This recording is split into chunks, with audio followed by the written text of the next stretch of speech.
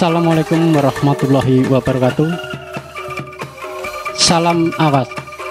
Salam jumpa dengan kami Agung Suratman, Ketua Panwaslu Kecamatan Mojolaban dan keluarga besar Panwaslu Kecamatan Mojolaban yang berkolaborasi dengan Bawaslu Kabupaten Sukoharjo dalam acara ngulik ngobrol unik seputar pilkada yang diselenggarakan di Omas Tembok, Sanggar Seni dan Budaya Jawi milik Bapak Sersan Mayor Maryono 413 Kostrat yang beralamatkan di Keragilan, Kecamatan Mojolaban.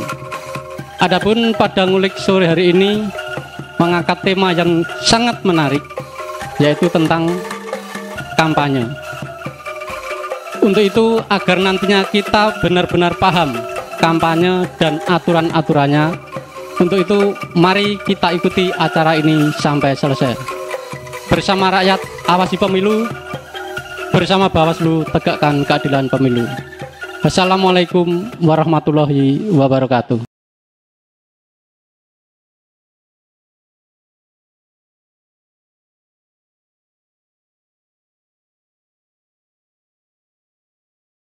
Assalamualaikum warahmatullahi wabarakatuh. Waalaikumsalam warahmatullahi wabarakatuh. Selamat sore dan salam sejahtera untuk kita semuanya.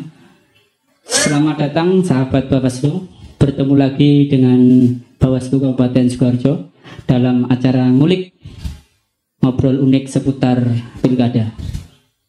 Sahabat Bawaslu yang kami hormati, untuk ngulik pada sore hari ini bertemakan kampanye. Kampanye merupakan bagian tak terpisahkan dari tahapan penyelenggaraan pemilu.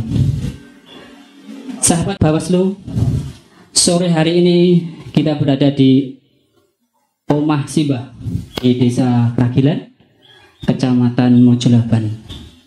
Kecamatan Mojolaban banyak kekayaan dan khasanah budaya.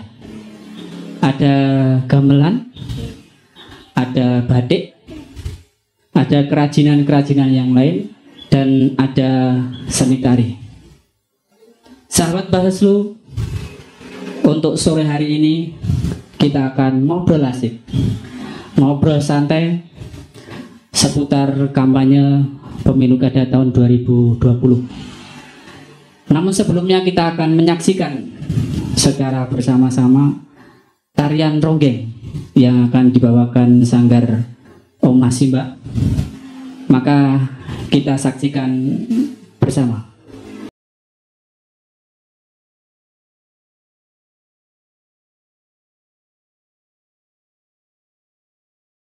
Salam Sanggar Omah Simbah.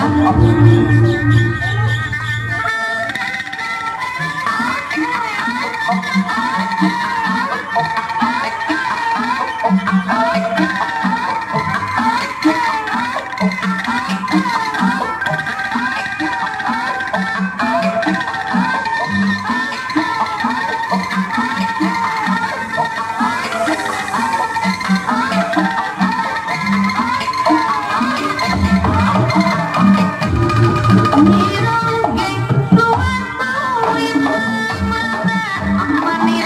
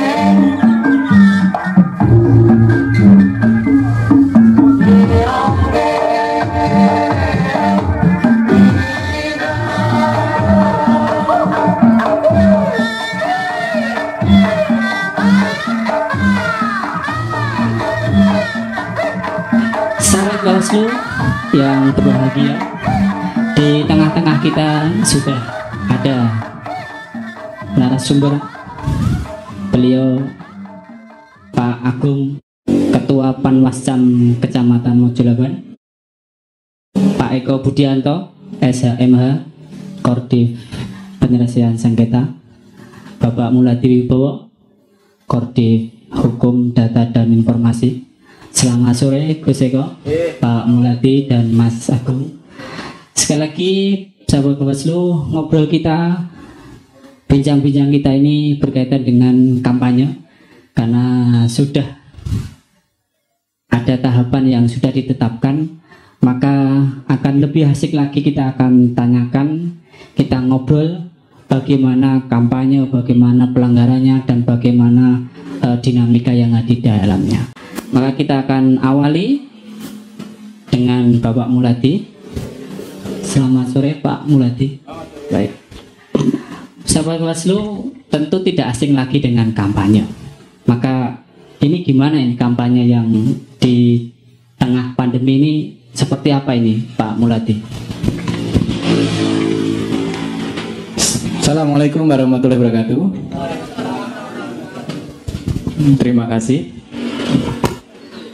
Kalau kita berbicara masalah kampanye, maka kita kembali ke definisinya terlebih dahulu. Jadi kampanye adalah kegiatan ya, meyakinkan pemilih ya, yang berisi tentang visi, misi, dan program yang dilakukan oleh pasangan calon bupati dan wakil bupati, dan bisa dilakukan oleh tim kampanye. Ya, itu adalah kegiatan.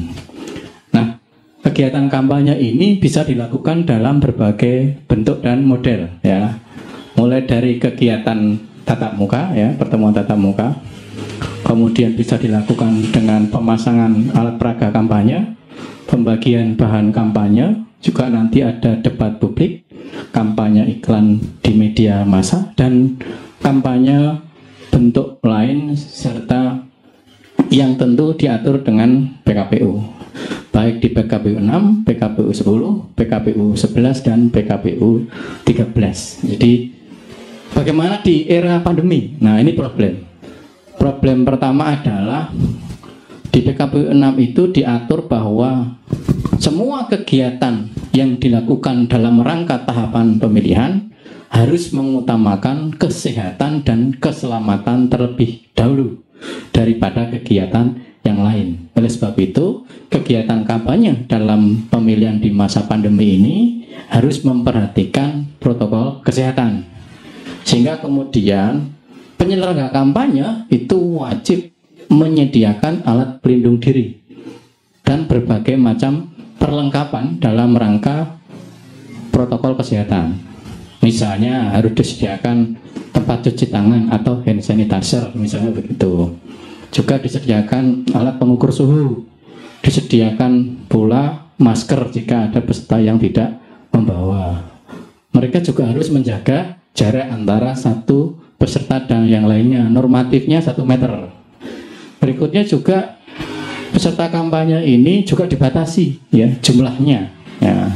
Jadi kalau melihat ketentuan PKPU 13, maka pesertanya maksimal 50 orang dalam setiap kegiatan kampanye tatap muka misalnya.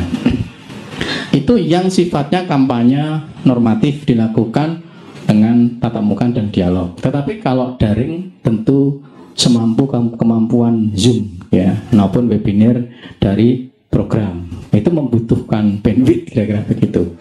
Jadi itu garis besar kegiatan kampanye di masa pandemi.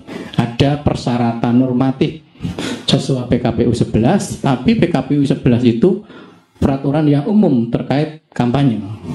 PKPU 11 itu berlaku dengan syarat ketika ada faktor pandemi di sebuah daerah, kan kondisi luar biasa atau PSBB sekalipun itu tidak sama untuk daerah satu dengan yang lainnya. Di Kabupaten Sukoharjo ini kan posisinya adalah KLB.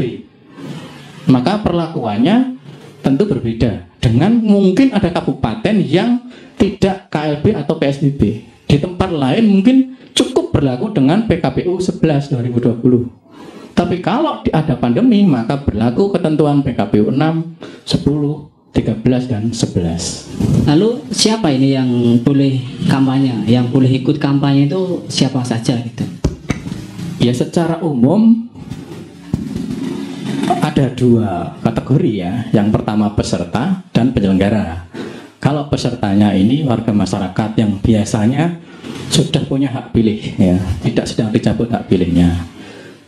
Ada juga yang dilarang peserta ini. Anak kecil tidak boleh diajak. Ibu-ibu hamil juga tidak boleh diajak ya. TNI Polri tidak boleh ikut kampanye. Itu dari sisi peserta. Dari sisi penyelenggara bisa pasangan calon sendiri, bisa tim kampanye, bisa relawan sebagai penyelenggara kegiatan kampanye itu sendiri. Begitu nanti ditambah dengan penyelenggara yang mengawasi baik itu Bawaslu dan jajarannya maupun KPU dan jajarannya yang bersama-sama di lokasi kegiatan kampanye, bisa juga bersama dengan kepolisian. Ya. Sahabat Bawaslu, semakin menarik saja ngobrol kita ini. Kita akan menanyakan tentang kampanye tadi pada Pak Eko Budianto. Bagaimana bentuk APK baliho, kan kita sudah melihat baliho MMT terpasang di mana-mana, itu bagaimana aturan pemasangannya. Kita akan nanyakan langsung pada Pak Eko Budianto. Monggo Pak Eko. Oke, pertanyaan menarik sekali ya, Mas Waluyo. Jadi gini Mas Waluyo. Jadi ada namanya APK, ada namanya BK, ya, ada namanya atribut kampanye. Jadi APK itu apa? APK itu adalah alat peraga kampanye. Kemudian ada bahan kampanye. Alat peraga kampanye ini contohnya ada baliho, ya, ada baliho, ada spanduk seperti itu. Terus cara pemasangannya bagaimana? Cara pemasangannya itu adalah dipasang di tempat yang tidak dilarang. Berarti tidak boleh baliho itu dipasang melintang seperti itu. Kemudian APK itu dipasang dilarang di tempat pendidikan, tempat ibadah. Kemudian jangan sampai APK juga dipasang yang membahayakan orang lain saat nanti APK dipasang. Contohnya APK itu dilarang untuk dipasang di pohon. Dipasang di pohon itu ada di paku, di kawat, ya, di taleni, itu nggak boleh. Ya. Jadi apapun bentuk APK kalau dipasang sesuai dengan aturan itu jelas boleh. Bolehnya di mana? Ya, di tempat-tempat yang ditentukan. Ya, tidak boleh di tempat-tempat yang dilarang. Bahasanya seperti itu. Kemudian ada bahan kampanye. Bahan kampanye sendiri ada bentuknya kaos, ada bentuknya topi, ya, cangkir juga boleh, stiker itu ya, itu termasuk bahan kampanye. Yang jelas itu dalam pemasangan APK itu tidak boleh dipasang melintang. Jadi saya sampaikan di awal tadi, melintang di jalan itu dilarang. Kemudian diikat antar pohon itu juga tidak boleh. Kemudian di Sukoharjo ada Pergub 55 2018 itu untuk pemasangan sendiri ada namanya white area, Mas. White area itu di Sukoharjo itu adalah tempat jalan protokol yang tidak boleh dipasangi oleh APK apapun, ya. Di mana itu white area? White area itu satu Pasar Kleco, ya, Pasar Kleco Jalan Samariyadi itu ke barat lurus sampai dengan Tugu Kartosuro. Kemudian Tugu Kartosuro ke barat lurus lagi sampai di Gapuro Ngasem, ya, Gapuro Ngasem. Kemudian Tugu Kartosuro itu ke selatan sampai di perbatasan Klaten, Sanggung, ya, pernah dengar ya, Sanggung. Terus ada juga di wilayah Grogol, ya, itu di Patung Soekarno. Patung Soekarno itu sepanjang Patung Soekarno sampai ke selatan, kemudian ke itu Patung Pandawa itu sampai ke timur Jembatan Bajam, ke selatan lurus sampai Jembatan Muter. Nah, itu namanya white area. Itu tidak boleh, ya, ada pemasangan APK dalam bentuk apapun. Nah, bagaimana untuk penertibannya? Kalau sesuai dengan Pergub, ya, Pergub 55 2018 ini, siapa yang membersihkan? Ya, kalau ada pelanggaran, bagaimana tata cara pemasangannya, ya, melanggar di protokol juga, itu yang berhak membersihkan, ya, menertibkan adalah Satpol PP. Satpol PP dengan berkoordinasi dengan Bawaslu. Nah, bagaimana kalau tingkat kecamatan? Kalau tingkat kecamatan itu Panwascam nanti berkoordinasi dengan Trantip, kalau ada Trantip. Tingkat desa ada namanya KST, ya, Kesatuan Siaga Trantip, dan itu langsung dari Satpol PP. Nah, hal-hal semacam itu, bagaimana pemasangan APK, ya diharapkan nanti para tim kampanye, ya, para tim kampanye paslon itu memasang jangan sampai melanggar aturan-aturan yang telah ditetapkan. Kemudian ada juga jangan sampai APK itu saling menutupi. Nah, saling menutupi. Bahkan itu ada jarak, ya. Ada jarak dari APK satu dengan APK yang lain, ya. Itu jaraknya adalah minimal 1 meter. Ya, 1 meter itu dalam aturan di Perbup 55 2018. Hal semacam itu perlu diperhatikan oleh teman-teman kita di tim kampanye dari kalau di Sukoharjo itu ada. Untuk yang pasangan EA itu kan 1 ya, Mas. 1, kemudian Joswi 2. Dan hal semacam itu supaya nanti dipasang berjejer ya 1 meter ya, jangan sampai kurang dari 1 meter. Hal-hal semacam itu mohon diperhatikan. Jangan sampai ada pelanggaran karena eman-eman itu APK juga mengeluarkan biaya juga. Dan jumlahnya pun nanti dibatasi, Mas. Dibatasi. Nanti satu desa, kecamatan, kabupaten dibatasi. Ada pemasangan baliho jumlahnya dibatasi juga, kemudian pemasangan spanduk juga dibatasi juga.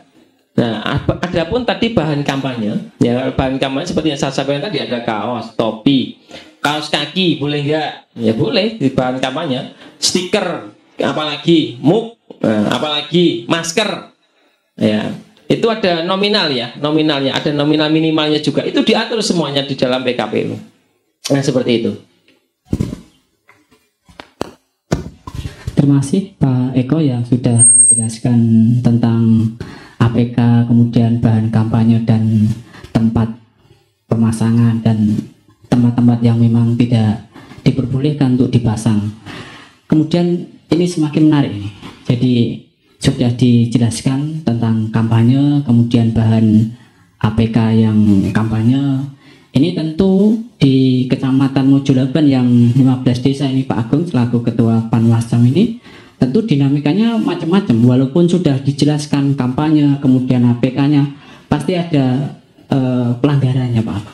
Ini bagaimana cara masyarakat atau rakyat untuk melapornya kemana begini? Mungkin Pak Agung. Terima kasih Mas Walayo. Sebelum kita menjawab tentang cara melaporkan, yang perlu diketahui bersama bahwa yang melaporkan itu juga tertentu. Jadi tidak semua orang bisa melaporkan.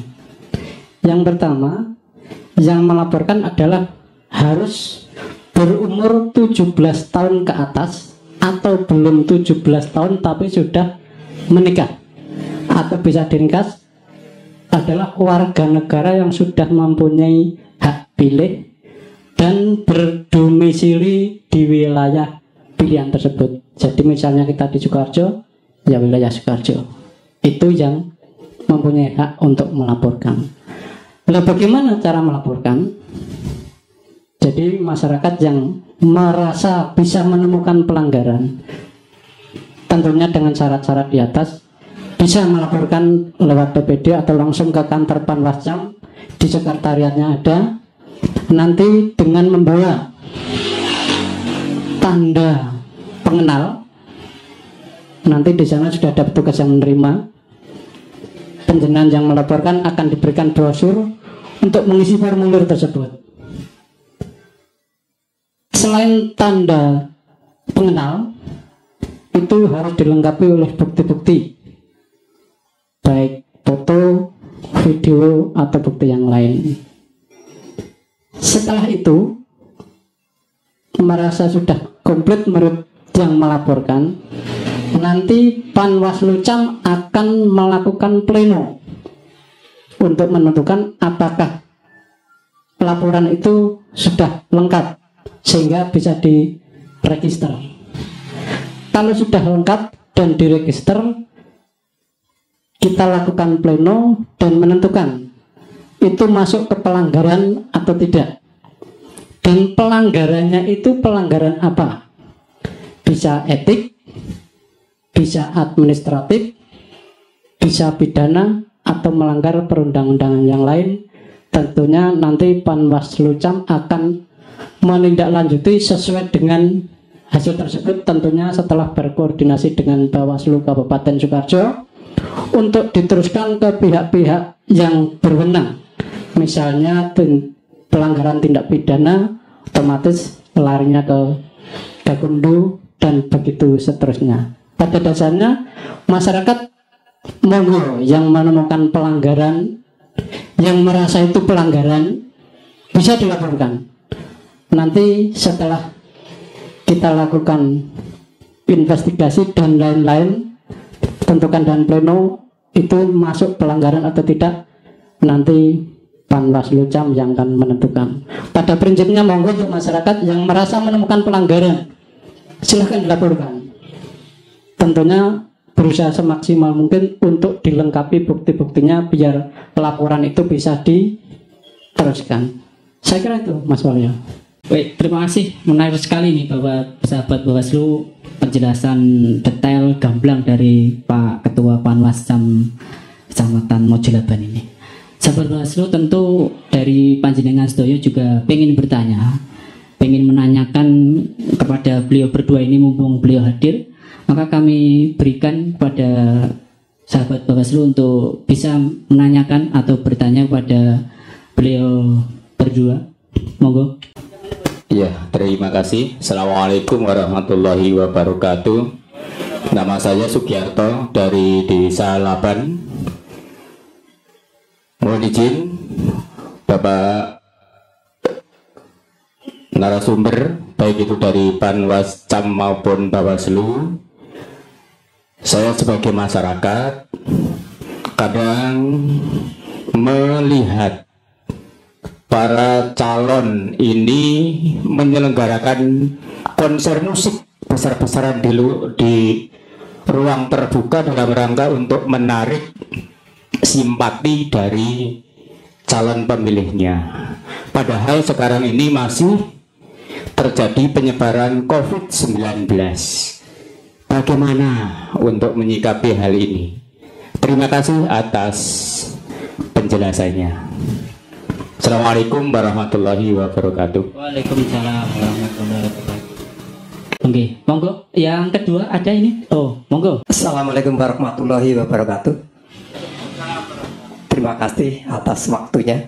Pertanyaan yang kami aturkan kepada Bapak dari Bawaslu. Sebelumnya saya nama Sarjono, warga masyarakat dari Triagan. Tadi mendengarkan penjelasan dari Bapak dari Bawaslu bahwa masa pandemi itu ada batasan jumlah peserta kampanye, yaitu 50. Nah, kalau lebih tentu itu menjadi pelanggaran. Oleh sebab itu yang kami tanyakan, siapa yang akan menertibkan jika terjadi pelanggaran jumlah peserta dari ketentuan itu. Sekian, terima kasih. Wassalamualaikum warahmatullahi wabarakatuh. Waalaikumsalam warahmatullahi wabarakatuh. Sahabat Bawaslu, tadi ada dua penanya, Pak Giarto dan Pak John. Yang pertama ini, Pak Eko. Konser musik biasanya kan nggak perlu diundang aja, kadang datangnya melebihi. Ini bagaimana? Jelas ini kan tadi ditanyakan melanggar jumlah kampanye. Nah, kalau konser musik yang sifatnya juga show ya, show banyak orang, kemudian dan tentunya itu kan selain melanggar COVID ya, nanti ada aturan COVID juga. Tentunya sesuai dengan PKPU 13 2020 yang terbaru ini, itu di pasal 88C itu konser musik dilarang, Pak. Jadi konser musik, panen raya, hal seperti itu dilarang. Ya. Ya, kalau mungkin ada konser musik tetapi daring ya. Daring mungkin satu orang satu-satu gitu. Kemudian tidak apa, tapi konser musik untuk sifatnya show kemudian panggung gitu kan. Itu kan sifatnya mengumpulkan massa ya, ada kerumunan.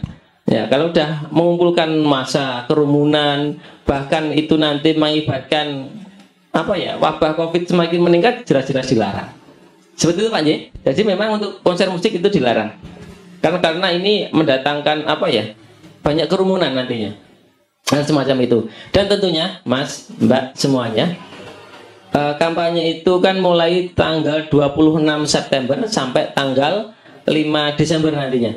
Karena kan 3 hari itu masa tenang ya, sebelum nanti coblosan. Dan itu semua diharapkan warga masyarakat itu mematuhi aturan ya. Aturan apa? Tidak hanya aturan pemilu saja, tetapi aturan mengenai apa ya, larangan berkerumun. Ya, larangan berkerumun ini ada juga aturan-aturan yang mengenai tentang COVID-19. Di mana hal itu sangat diperhatikan karena selain kita punya hajat, ya punya hajat, oke lah. Sukoharjo itu ada hajat, ya kita ada hajat, ada duwe gawe, yaitu namanya pilihan bupati dan wakil bupati. Tapi perlu diingat yang namanya wong duwe gawe ini juga harus ada aturannya yang jelas, dan biar ya. Jadi semuanya masyarakat itu bisa menikmati ya, tidak terjadi apa-apa, sehat, tidak ada halangan, tidak terjangkit COVID-19. Itu harus mematuhi aturan-aturan yang telah ditentukan oleh pemerintah. Hal-hal semacam itu apabila dilanggar, sing rugi sapa ya, kita sendiri. Dan dilaksanakan yang namanya pemilihan itu pastikan pesta. Yang namanya pesta itu semua kudu seneng gitu loh. Kudu seneng, tapi seneng ning ono aturane. Ya, tidak terus seneng-seneng akhirnya lupa dengan aturan yang ada. Hal-hal semacam itu masyarakat tentunya sekarang sudah pinter-pinter Mas, pinter-pinter bagaimana memilah dan memilih cara-cara yang baik dan benar sesuai dengan undang-undang yang telah ditetapkan. Kalau seperti pentas musik, ada panen raya seperti itu tentunya dilarang sesuai dengan PKPU 13 2020 seperti itu. Terima kasih Pak Eko. Kemudian tadi ada satu penanya Pak John berkaitan dengan sebenarnya tim kampanye itu undangannya sudah dibatasi Pak Muladi 50 gitu. Tetapi ternyata kader kemudian simpatisan tuh pengen datang juga. Akhirnya melebihi dari 50. Itu gimana? Padahal acara sudah mau mulai, ternyata peserta lebih dari 50. Oke, terima kasih Pak Sarjono ya. Jadi aturan itu memang dibuat bukan untuk membatasi sebetulnya, tetapi untuk kebaikan bersama. Jadi agar masyarakat ini juga tadi keselamatan dan kesehatan itu diutamakan ya. Sehingga bagaimana kalau dalam kegiatan pertemuan tertutup ya dan tatap muka, ini aturan pertemuan tertutup dan tatap muka itu kan di dalam ruangan, di dalam gedung. Ya, sehingga kemudian pasti ada normatifnya, ada aturan yang harus ditempuh. Kemudian harus berizin, terutama dengan STP dari kepolisian. Dari STP sebenarnya sudah ada kewajiban normatif yang harus dipatuhi oleh peserta dan pelaksana kampanye itu sendiri, baik tertuang dalam STP maupun tertuang dalam ketentuan PKPU. Khusus untuk regulasi, bagaimana apabila ada potensi pelanggaran yang berhubungan dengan protokol kesehatan ketika jumlah melebihi kapasitas baik di dalam maupun di luar ruangan. Tugas kita dalam hal ini Bawaslu, Panwas Kecamatan Mas Agung ini dan teman-teman pengawas desa, langkah pertama itu memang harus pencegahan terlebih dahulu. Mencegah, memastikan bahwa panitia itu melaksanakan prosedur protokol kesehatan dan tidak melanggar regulasi. Kalau ternyata pelanggaran tidak bersumber dari pelaksana sudah berusaha maksimal ya, tapi pesertanya membludak, maka kita ingatkan terlebih dahulu. Langkah pertama itu mengingatkan kepada panitia dan peserta untuk memastikan ini pesertanya yang 50 ini pastinya yang mana ya, kita ingatkan. Yang sisanya disarankan untuk meninggalkan tempat dan gitu. Ketika disarankan tetap tidak mau ya, misalnya peserta tidak berkeinginan untuk istilahnya mengembalikan sisanya, ngotot kira-kira begitu, maka tugas pengawas pemilu menyampaikan surat tertulis ya, teguran tertulis ya.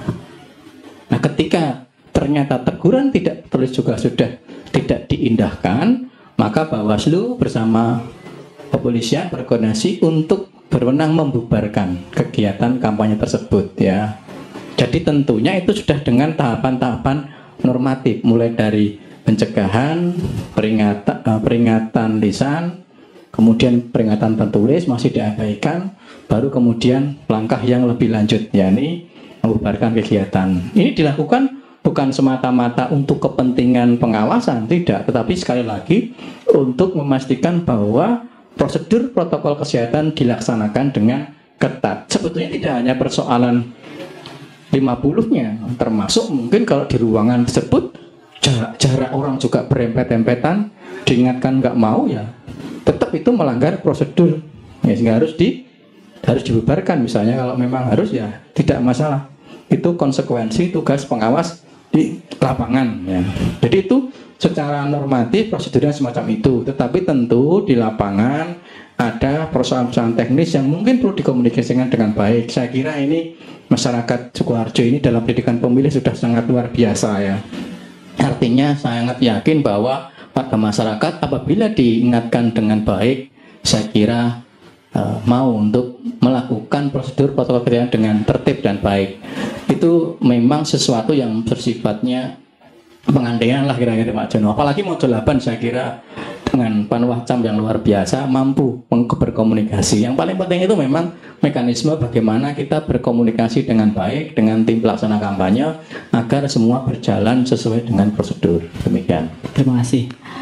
Sahabat Bawaslu yang berbahagia, mungkin masih ada yang pengen bertanya, mau menanyakan yang mungkin masih berundul di hati. Monggo kami sampaikan. Assalamualaikum warahmatullahi wabarakatuh.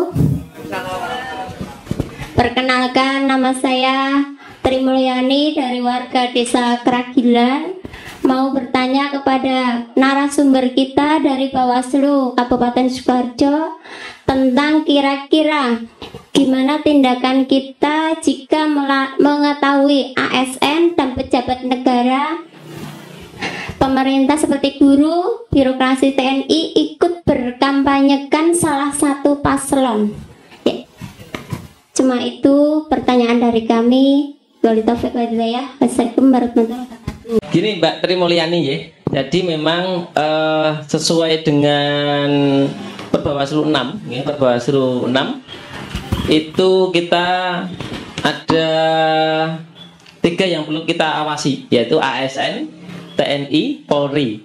Di mana di Perbawaslu 6 ini kita sudah sebagai pengawas itu kita sudah punya tugas mulai dari sebelumnya. Jadi sebelum, pada saat dan sesudah.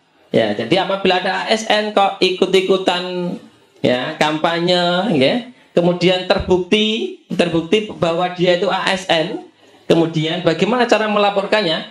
Ya, panjenengan bisa nanti melaporkan ke kantor Bawaslu. Jadi Bawaslu itu kalau di ada tingkatan kabupaten, kecamatan ya. Di tingkat desa juga ada namanya PPD atau pengawas pemilu desa. Dan tentunya bagaimana cara melaporkannya? Panjenengan temui pengawas itu, jajaran pengawas itu sambil mengisikan namanya form laporan. Apa yang perlu diisikan? Nah, yang diisikan adalah siapa yang dilaporkan. Nah, maksudnya ASN itu siapa namanya, jabatannya sebagai apa, gitu ya. Statusnya dia apa, gitu.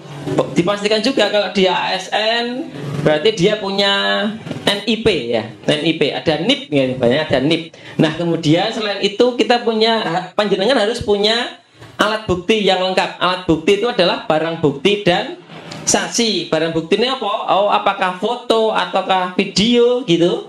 Kemudian apakah ada undangan saat dia datang? Apakah dia diundang? Kemudian apa dia datang? Ada undangannya, itu dijadikan sebagai barang bukti. Saksinya siapa? Saksinya ya panjenengan ada nggak nanti yang ada di situ namanya kira-kira siapa kan gitu. Kira-kira oh saya kenal si A, si B, dia juga saya kenal namanya ini, alamatnya di sini gitu. Nanti diisikan di dalam form laporan itu. Nah, jangan lupa siapa yang melakukan pelanggaran itu harus tahu, jangan sampai si Kai hanya si Kai saja tapi tidak tahu. Yang jelas mengisikan yang namanya identitas dirinya. Kemudian dipastikan dia ASN, apakah dia TNI, apakah dia Polri, itu harus jelas dulu identitasnya. Nah, kemudian diisikan di dalam form itu, diisikan sambil panjenengan menyerahkan alat buktinya. Nah, alat buktinya foto ya bisa ditransfer ke ke pengawas itu, atau mungkin bisa di print dulu, diserahkan kepada pengawas. Nanti bagaimana pengawas itu akan dijadikan informasi awal dulu kalau belum komplit. Dan perlu diingat itu termasuk pelanggaran ya. Pelanggaran ini ada waktunya. Berapa waktunya? 7 hari sejak diketahui. Jangan sampai lebih dari 7 hari ya. Nanti Bawaslu dan tingkatannya ini akan mengolah lagi, diinvestigasi lagi, dipastikan lagi. Nanti kita ada namanya proses namanya pleno, Mbak. Ya, ada pleno menentukan apakah ini bersalah apa tidak, melanggar apa tidak, yang dilanggar itu pasal berapa, undang-undang apa, kan kita cek dulu. Kalau dia seorang ASN, dia pasti akan melanggar undang-undang ASN. Dan nanti apabila terbukti dengan kajian komplit, ya, kemudian kita di Bawaslu juga ada namanya saat kalau di kepolisian penyidikan, kalau di Bawaslu namanya klarifikasi, akan diklarifikasi. Terlapornya, pelapornya, saksi-saksinya, kemudian ada namanya proses kajian. Setelah kajian, dikaji, diplenokan, oh ini bersalah, jelas-jelas melanggar undang-undang ASN. Nanti akan dilanjutkan, ya, akan dilanjutkan. Dilanjut kemana? Kalau non sewu, kalau sebelum masa kampanye itu diteruskan ke kemana? Ke KASN, Komisi Aparatur Sipil Negara. Nah, kalau sudah masuk kampanye, ini perlu lebih hati-hati. Karena apa? Ini sudah bisa masuk ke ranah pidana. Kalau sudah masuk pidana dan kemudian terbukti, ya, berarti nanti akan dilanjutkan ke Gakumdu, penegakan hukum terpadu. Gakumdu itu apa toh? Gakumdu itu adalah terdiri dari Bawaslu, ya, jajaran Bawaslu, kemudian Polres, di sini akan ada reskrim nantinya, kemudian kejaksaan akan diproses di situ. Kemudian terbukti sampai P21 lengkap dan sebagainya, akan sampai nanti disidangkan, Mbak. Disidangkan sampai terbukti bahwa dia melanggar pidana pemilu. Nah, perlu diingat sekali kalau udah masuk ke pidana pemilu tentunya ya kalau terbukti dan meyakinkan, itu pasti akan mendapatkan vonis. Vonis bisa berupa denda maupun kurungan, ya, atau penjara, seperti itu. Terima kasih sahabat Bawaslu yang berbahagia. Ini dari meja kami ini banyak pertanyaan. Tapi dari banyaknya pertanyaan ini sudah beberapa yang sudah dijawab. Tapi ada 2 ini yang menarik ini, Pak Muradi ini. Ada 2 pertanyaan dari masyarakat ini. Yang pertama, apa boleh itu peserta kampanye dapat uang transport gitu, apa uang bensin gitu, kan biasa kan seperti itu. Yang kedua, anak-anak muda mungkin belum 17 tahun tapi ikut kampanye dengan sepeda motor yang knalpotnya bikin bising arak-arakan, tuh bagaimana? Apakah termasuk pelanggaran atau bagaimana? Terima kasih. Jadi peserta kampanye itu dilarang ya menerima uang dan materi lainnya, kira-kira itu ya, yang bermakna menuju mengarah kepada money politik, itu tidak boleh. Memberi dan menjanjikan gitu ya. Jadi yang boleh itu bahan kampanye. Jadi bahan kampanye itu diatur senilai maksimal 60.000. Bisa tadi dijelaskan Mas Eko ya, ada baju, ada kaos kaki, macam-macam ya. Itu. Jadi kalau uang ini memang sesuatu yang dilarang diterima. Bagaimana kalau peserta arak-arakan? Ada 2 jenis pelanggaran ya. Satu, pelanggaran lalu lintas kemungkinannya. Yang kedua, pelanggaran terhadap PKPU, larangan untuk berkonvoi itu kan tidak boleh. Berkonvoi dengan formasi tertentu itu dilarang. Apalagi ini sudah tidak, kalau daerah dengan status KLB atau PSBB itu otomatis berlaku regulasi PKPU 6, 10, dan 13. Maka akan kendali COVID itu berlaku. Tetapi kalau daerah tidak KLB atau PSBB mungkin masih berlaku PKPU 11, sehingga masih bisa pertemuan yang lebih luas ya. Tadi yang konser, yang kampanye rapat umum itu masih boleh. Itu daerah-daerah yang memang secara teknis tidak kena KLB, itu masih memungkinkan. Tetapi itu sekali lagi, kalau Sukoharjo ini karena jelas-jelas posisinya masih KLB ya, dan ini juga kita harus prihatin karena jumlah suspek ini meningkat terus dari hari ke hari, sehingga tentu kita akan koordinasi dengan pihak kepolisian, khususnya Lantas, untuk mengatur, mengendalikan apabila muncul, ya kemungkinan ini kan secara tak terduga ya, mungkin dalam rangka menuju ke lokasi kegiatan kampanye yang tatap muka dan tertutup tadi, rombongan bareng-bareng. Nah, ini perlu dikendalikan dengan cara memecah konsentrasi. Jadi disuruh lewat jalan lain sebagian atau bergantian. Jadi biar tidak mengganggu arus lalu lintas ya. Sehingga pada prinsipnya tidak boleh konvoy, tidak boleh arah-arahan karena itu tidak diatur dalam regulasi di PKPU ya, sehingga kemudian sekali lagi itu dilarang terkait dengan arah-arahan. Terima kasih. Oke, terima kasih Pak Muladi.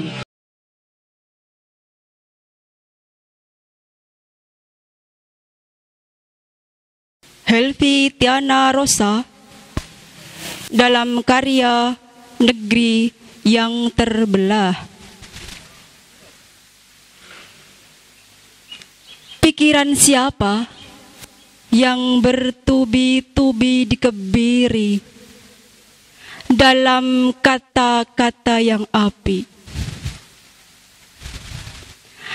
Lalu kebenaran menjadi canggung, asing, dan tak lagi mudah dikenali.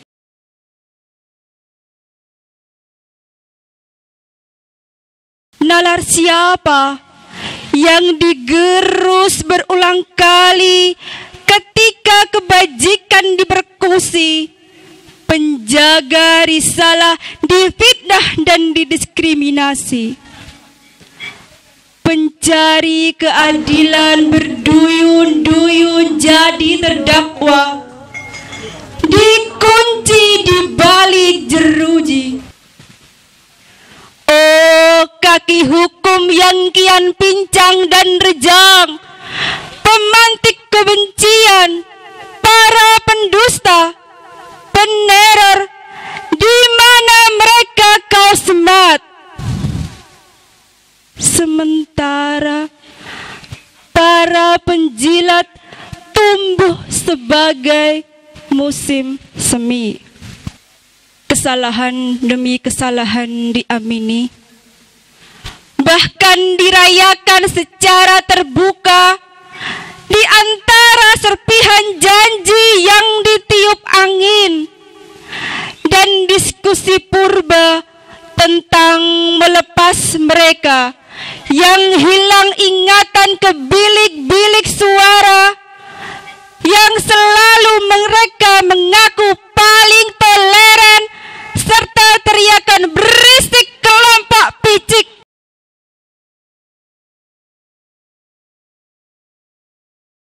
Di sepanjang jalan itu, kutemukan tubuh-tubuh kita yang lama menyatu terbelah, pecah di antara entah apa. Sementara orang-orang tak dikenal di negeri antah berantah terus membanjiri tanah ini, bermimpi jadi penghuni baru sebuah negeri yang terus membelah dirinya sendiri. Jakarta 2018. Sahabat Bawaslu yang berbahagia dimanapun Anda berada, ngobrol ngulik kita ini tambah asik, tapi karena waktu kita akan ketemu lagi di ngulik sesi-sesi yang lain. Dan terima kasih atas waktunya Pak Eko Budianto, Pak Muladi, dan Pak Agung. Kita akan ketemu lagi di ngulik berikutnya bersama rakyat awasi pemilu, bersama Bawaslu tegakkan keadilan pemilu. Demikian, Assalamualaikum warahmatullahi wabarakatuh.